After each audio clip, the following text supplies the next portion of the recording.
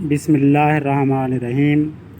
عزیز طلباء، آج ہم سیکنڈ لاسٹ سبق حصہ نثر میں سے سفر نامے پر پہنچے ہیں۔ صفحہ نمبر 81 پر موجود ہے ابن انشا کا سفر نامہ، جس کا عنوان ہے ایک سفر نامہ جو کہیں کا بھی نہیں ہے۔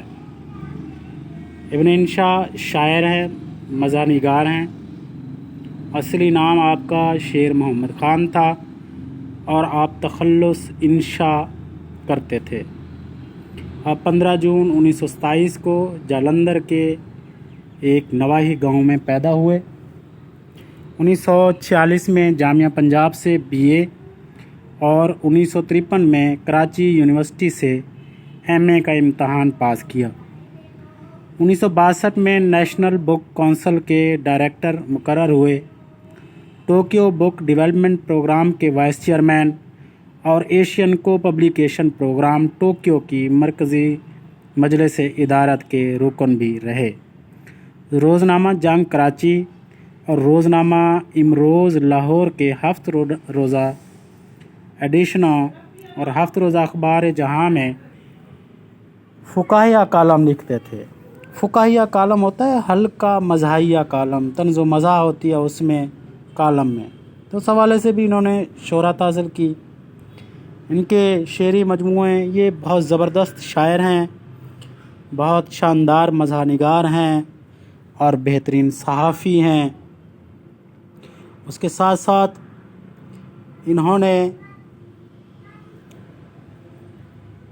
سفر نامہ نگاری میں، نثر میں دیکھیں تو سفر نامہ نگاری میں، اور اگر شاعری میں دیکھیں تو غزل میں ان کا بڑا نام ہے۔ ان کی کئی غزلیں گائی گئی ہیں جن میں انشا جی اٹھو اب کوچ کرو، اس شہر میں جی کو لگانا کیا، وحشی کو سکوں سے کیا مطلب، جوگی کا نگر میں ٹھکانا کیا۔ اور ایک اور غزل ہے، کل 14ویں کی رات تھی، شب بھر رہا چرچا تیرا، کچھ نے کہا یہ چاند ہے، کچھ نے کہا چہرہ تیرا۔ ان کی نظمیں بھی بڑی مشہور رہی ہیں، جن میں چاند، رات، عکس اور اس طرح یہ تلمیحات لے کر آیا کرتے تھے۔ جوگی ہی بن جائیں اگر بستی تیری صحرا تیرا۔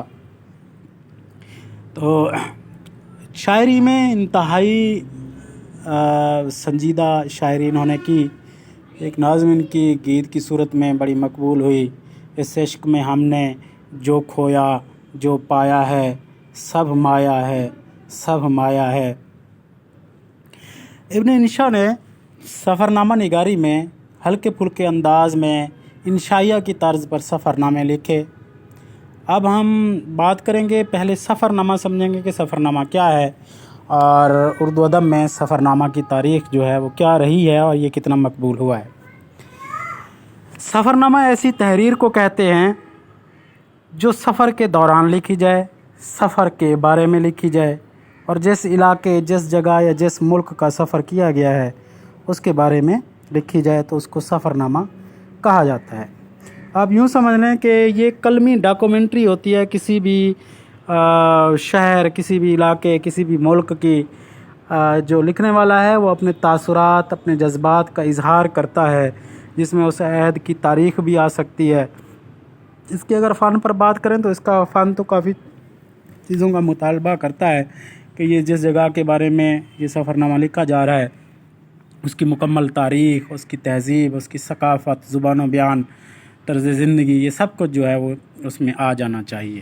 لیکن ابن انشا نے جو ہے وہ اپنے تاثرات اور اپنے جذبات کا اظہار کیا۔ سرسری جس بھی ملک گئے اور جس بھی علاقے کو دیکھا تو اس کا مسائل بھی بیان کیے مزاح کے ذریعے، اور اس طرح سے انہوں نے سفر نامے کے فن کو آگے بڑھایا۔ اردو ادب میں پہلا سفر نامہ جو ہے وہ لکھنؤ کے عجائبات فرنگ، جس سفر نامے کا نام ہے عجائبات فرنگ، لکھا گیا پہلا سفر نامہ لکھنؤ کے تھے لکھنے والے۔ اس کے بعد سفر نامہ ایران و شام، شبلی نعمانی، سفر نامہ حجاز، سفر نامہ انگلستان سر سید احمد خان نے لکھا۔ اسی طرح محمد حسین آزاد کا بھی غالباً ایک سفر نامہ ہے، سفر نامہ ایران و شام و عراق۔ اس کے بعد جو ہے وہ سفر نامہ لکھنے کی ایک روایت چل نکلی اور بہت سارے لوگوں نے سفر نامے لکھنا شروع کیے۔ جس میں بعد میں لکھنے والوں نے میں مستنصر حسین تارڑ، نکلے تیری تلاش میں، اور اس کے علاوہ شمالی علاقہ جات کے سفر نامے اور کئی اس طرح کے سفر ناموں کے حوالے سے وہ اپنی پہچان رکھتے ہیں۔ اس کے علاوہ عبدالستار نیازی کا سفر نامہ ہے، اور ہند یاترا، اور اس کے ساتھ ساتھ تلاش ممتاز مفتی کا سفر نامہ ہے۔ مذہبی سفر نامے بھی لکھے گئے جو کہ سفر نامہ حجاز کے حوالے سے بڑے مشہور ہے۔ سید شوکت علی شاہ نے سفر نامے لکھے، 3 سفر نامے ان کے۔ پہلا سفر نامہ اجنبی اپنے دیس میں سلگتے ساحل، اور اس کے ساتھ ساتھ جو ہے ایک اور بھی جزیرے جمال کے بڑا مشہور ہوا۔ اس کے بعد کئی سفر نامہ، ایک لمبی فہرست ہے سفر نامہ نگاروں کی۔ تو ابن انشا بھی دوسرے عہد کے جو سفر نامہ نگار ہیں ان میں ان کا نام ہے، اور انہوں نے جو ہے وہ 4 سفر نامے لکھے۔ چلتے ہو تو چین کو چلیے، دنیا گول ہے، ابن بطوطہ کے تعاقب میں، اور ایک اور تھا ان کا سفر نامہ آوارہ گرد کی ڈائری۔ تو یہ جو سفر نامہ ہے یہ دنیا گول ہے میں سے لیا گیا ہے۔ آپ نے غزل بھی لکھی، آپ نے نظم بھی لکھی، اور آپ کی وفات جو ہے وہ 11 جنوری 1978 کو 50 سال کی عمر میں ہوئی، لندن میں ہوئی۔ آپ کی وجہ بیماری جو ہے وہ بیماری کی وجہ سے آپ کی وفات ہوئی۔ اس کے علاوہ خمار گندم اور اردو کی آخری کتاب، اردو کی پہلی کتاب غالباً محمد حسین آزاد کی ہے، جبکہ اردو کی آخری کتاب مزاحیہ انداز میں انہوں نے لکھی ہے۔ اب ہم آتے ہیں اس سفر نامے کی طرف۔ اب یہ دیکھیے گا، پہلے میں پڑھنا شروع کرتا ہوں پہلی لائن سے، پہلی سطر سے۔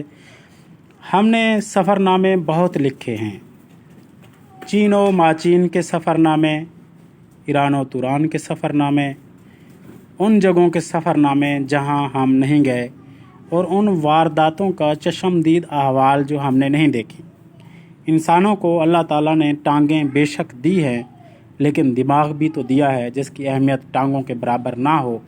بہرحال ہے تو صورتحال یہ رہی کہ ابن انشا پر یہ سفر نامہ نگاروں کی طرف سے یہ الزام لگایا جاتا تھا کہ ابن انشا چونکہ یونیسکو کے پاکستانی شاخ کے ڈائریکٹر بھی رہے، اور یونیسکو چونکہ اقوام متحدہ کا ادارہ ہے، بچوں کی صحت کے حوالے سے کام کرتا ہے، تو یہ مختلف علاقے جو، تو ابن انشا پر یہ اعتراض رہا کہ یہ جس بھی ملک میں جاتا ہے، جس بھی شہر میں جاتا ہے، وہاں ہوٹل میں رہتا ہے، اور پھر چند لوگوں سے ملتا ہے، بازار میں گلیوں میں ایسے پھرتا رہتا ہے، اور پھر اس کے بعد جو ہے وہ اس علاقے کے بارے میں اور ان لوگوں کے رہن سہن کے حوالے سے سفر نامہ لکھ دیتا ہے۔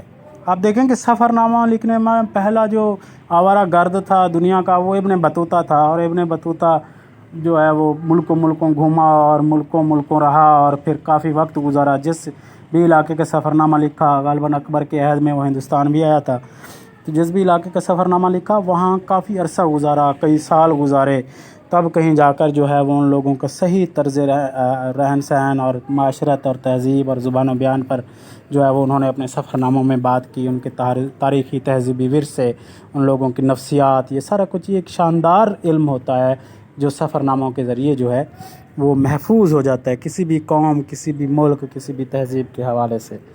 ان پر یہ اعتراض تھا کہ یہ جہاں بھی جاتے ہیں بس ایسے ہی جو ہے وہ وہاں نہیں رہتے، وقت نہیں گزارتے، اور ایسے ہی تکے کے ساتھ اور اندازے کے ساتھ اور سفر نامے لکھ دیتے ہیں، اور بس یہ شہرت کما رہے ہیں۔ تو یہ اس کا جو ہے وہ اظہار کر رہے ہیں کہ ہم نے بہت سارے سفر نامے، چین و ماچین، یعنی چین کے علاوہ بھی، چین اور چین کے علاوہ بھی سفر نامے لکھے ہیں، ایران اور توران کے بھی سفر نامے لکھے ہیں۔ یہ طور سے ایک علاقہ ہے، ایک وسط ایشیا کا علاقہ ہے جو کہ طور سے منسوب ہونے کی وجہ سے توران کہلاتا ہے۔ ان جگہوں کے سفر نامے جہاں ہم نہیں گئے، یعنی ایسی جگہوں کے بارے میں بھی ان کے بارے میں کہا جاتا ہے کہ انہوں نے سفر نامے لکھے جہاں یہ گئے ہی نہیں ہیں، اور ان وارداتوں کا، یعنی وارداتوں کا، کاموں کا، ان واقعات کا چشمدید احوال، یعنی آنکھوں دیکھا حال جو ہم نے نہیں دیکھی، یعنی جو ایسے واردات، ایسے واقعے جو انہوں نے دیکھے ہی نہیں ہیں، ان کا چشمدید احوال، ایسا احوال بیان کیا کہ جیسے اپنی آنکھوں سے دیکھا ہوا ہو۔ تو یہ وہ اب جواب دے رہا ہے ان لوگوں کا کہ انسانوں کو اللہ تعالیٰ نے ٹانگیں بے شک دی ہیں، لیکن دماغ بھی تو دیا ہے۔ جس کی اہمیت ٹانگوں کے برابر نہ ہو، بہرحال ہے تو ظاہر ہے کچھ لوگ ایسے ہوتے ہیں کہ جو ایک ہی ملاقات میں اور ایک ہی نظر میں جان لیتے ہیں اور وہ پہچان لیتے ہیں، اور اس بارے میں جو ہے وہ ان کو اندازہ ہو جاتا ہے یا پورا علم ہو جاتا ہے۔ بعض اوقات ایسے دانشور اور ایسے ذہین لوگ بھی ہوتے ہیں کہ ایک ملاقات میں ہی یا ایک واقعے میں ہی یا ایک دفعہ کے چکر میں ہی انہیں ان لوگوں کی طرز زندگی، رہن سہن اور معاملات کا پتہ چل جاتا ہے۔ کہتے ہیں مزاحیہ انداز میں کہتے ہیں کہ جی چلیں ٹانگیں دی ہیں لیکن دماغ بھی تو دیا ہے۔ اگر دماغ کی اہمیت ٹانگوں کے برابر نہیں ہے لیکن ہے تو یقیناً انسانوں میں سب سے زیادہ اہمیت انسان کی اشرف المخلوقات ہونے میں اہمیت ہی اس کی علم کی وجہ سے ہے، اسی دماغ کی وجہ سے ہے۔ لیکن ان کا یہ جو عذر ہے اور یہ جو دلیل ہے یہ سفر نامہ کے حوالے سے جو ہے وہ قابل قبول بہرحال نہیں ہے۔ آج کا سفر نامہ ہے تو دوسرا پیراگراف شروع کرنے لگے ہیں۔ آج کا سفر نامہ ہے تو سفر نامہ، لیکن اگر کوئی پوچھے کہ کہاں کا ہے تو بتا بھی نہ سکیں۔ آج صبح ہم کابل کے لیے چلے تھے۔ کابل کون نہیں جانتا، افغانستان کا شہر ہے، دارالحکومت ہے، لیکن رات ہو گئی ہے اور کابل پہنچے نہیں ہیں۔ پہلے راول پنڈی میں لیٹ ہوئے، پھر پشاور سے چلنے میں تاویق ہوئی، تاویق ہونا لیٹ ہو جانا، آخر چلے۔ پائلٹ نے بتایا کہ آپ کے نیچے اس وقت درہ خیبر ہے۔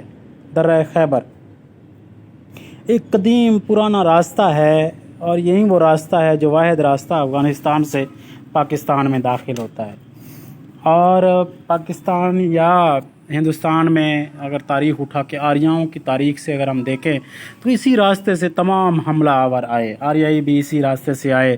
ہرات کے جو لوگ تھے وہ جو پہلی صدی عیسوی میں ہندوستان میں جنہوں نے جو آ کے حکومت بنائی تھی وہ بھی اسی راستے سے آئے تھے۔ اس کے بعد غزنوی، غوری اور یہ لوگ اسی سکندر اعظم کے بارے میں بھی کہا جاتا ہے کہ وہ بھی اسی راستے سے ہندوستان میں داخل ہوا تھا۔ تو یہ درہ خیبر یہ جو پشاور سے کچھ 27 کلومیٹر کے فاصلے پر جو ہے وہ یہ شروع ہو جاتا ہے، اور وہ ایک گیٹ بنایا ہوا ہے، گیٹ وے، اور پھر دو پہاڑی سلسلہ ہے اور دونوں طرف پہاڑ کے درمیان میں ایک گھاٹی نما جگہ سے جو ہے یہی ایک واحد راستہ آتا ہے جو کہ افغانستان اور ہندوستان کو ملاتا ہے۔ تو اس کے بارے میں بتا رہے ہیں کہ جی ہمیں بتایا گیا کہ ہم جو ہے اس وقت درہ خیبر سے گزر رہے ہیں۔ پھر کہا یہ داہنی طرف کو جلال آباد کا قصبہ ہے۔ جلال آباد افغانستان کا ایک شہر ہے، اور ٹیڑھی میڑھی جو کم آب، جو کہتے ہیں ندی کو، کم آب تھوڑے پانی والی، آب پانی کو کہتے ہیں، دریائے کابل کہلاتا ہے۔ یعنی چھوٹی موٹی جو ندی ہے ٹیڑھی میڑھی یہ دریائے کابل کہلاتی ہے۔ تو پہاڑوں کے دریا ایسے ہوتے ہیں، برف جمتی ہے تو پھر یہ چھوٹے سے ہو جاتے ہیں، اور پھر جب برف پگھلتی ہے تو پھر ان میں پانی جو ہے وہ باہر آتا ہے اور پھر یہ باقاعدہ دریا روانی کے ساتھ چلتے ہوئے دکھائی دیتے ہیں۔ تو ہمارے ہاں جو میدانی علاقوں میں رہنے والے لوگ ہیں انہوں نے چونکہ دریائے سندھ دیکھا ہوا ہے، ستلج دیکھا ہوا، بیاس دیکھا ہوا، وہ تو خیر بند ہو چکے ہیں، ستلج، بیاس، جہلم، سندھ، خصوصاً دریائے سندھ جو کہ بہت بڑا دریا ہے۔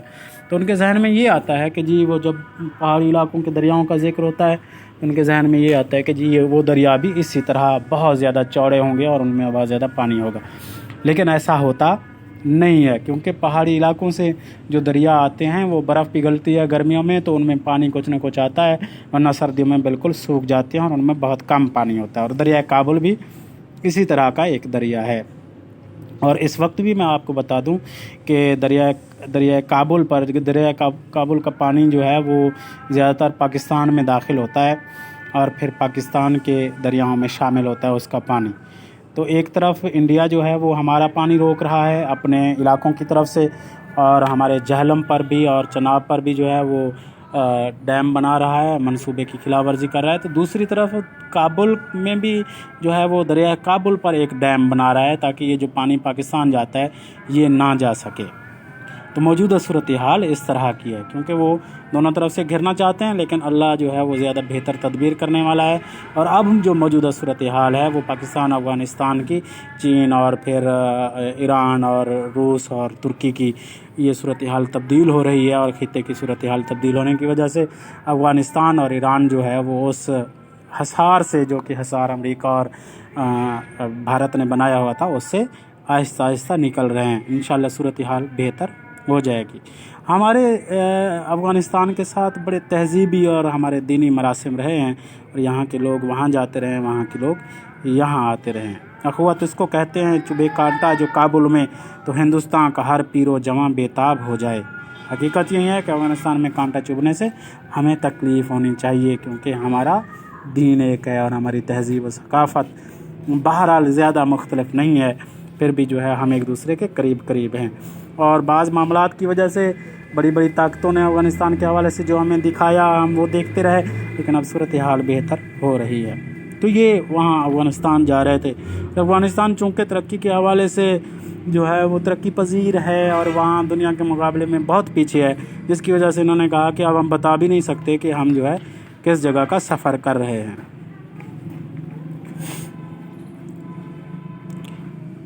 اب آپ حکومت افغانستان کے وہ فارم بھر دیجئے جن میں وطنیت، قومیت وغیرہ لکھنی ہوتی ہے۔ اور اب صاحبان پائلٹ نے کھنگار کر کہا، اب تھوڑی دیر میں ہم پشاور کے ہوائی اڈے پر اترنے والے ہیں، کیونکہ کابل گھنگور بادلوں میں چھپا ہوا۔ گھنگور بادل گہرے بادل، موسم کی خرابی اور بادلوں کی وجہ سے رن وے پر جو ہے وہ حادثات کا شکار ہو سکتے ہیں طیارے، اسی وجہ سے ایسی صورتحال میں طیارے لینڈ نہیں کرتے، اور ان کے اس طیارے کے ساتھ بھی یہی ہوا، اور یہ اپنے طیارے پر پھر واپس آ گئے پشاور، یعنی جہاں سے چلے تھے وہیں آ کے دم لیا۔ یہ بھی نصیب ہے کہ کچھ لوگ جو ہیں وہ چند قدم چلتے ہیں اور انہیں منزل مل جاتی ہے، اور کچھ لوگ ایسے ہوتے ہیں جن کے ساری زندگی سفر ہی سفر ہوتا ہے، لیکن ان کو منزل نہیں ملتی۔ ہے ذوق سفر ایسا کہ ایک عمر سے یاروں نے منزل بھی نہیں پائی، رستہ بھی نہیں بدلا۔ تو ذوق سفر ایسا ہونا چاہیے کہ منزل ملے نہ ملے لیکن سفر جاری رکھنا چاہیے۔ سفر ہمیشہ جاری رکھنے والے لوگ اور قومیں کہیں نہ کہیں کبھی نہ کبھی کامیاب ہو جایا کرتی ہیں۔ وہاں ہم اتر نہیں سکتے، امید ہے آپ کا سفر خوشگوار گزرا ہوگا۔ اب یہ مزاحیہ انداز میں کہہ رہا ہے کہ ایسا سفر جو جب منزل نہ ملے تو سفر کیا خوشگوار گزرا ہوگا، جہاں سے پہنچے وہیں آ کے واپس ٹھہر گئے۔ تو یہ تھا ہمارا پہلا پیراگراف اس سفر نامے کے حوالے سے۔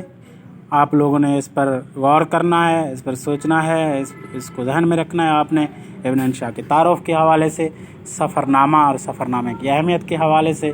اور یہ جو سفر نامہ ہے دنیا گول ہے کہ اس سے لیا گیا ہے، اس کے پہلے پیراگراف کے حوالے سے آپ کو اندازہ ہو گیا کہ یہ سفر نامہ جو ہے وہ لکھا گیا ہے افغانستان کے حوالے سے۔ باقی انشاءاللہ یہ 18 منٹ کا لیکچر ہونے والا ہے، 18-20 منٹ کا لیکچر میرا خیال ہے بہت ہے، تو انشاءاللہ ہم کل جو ہے وہ اگلے پیراگراف پڑھیں گے انشاءاللہ۔ اللہ حافظ۔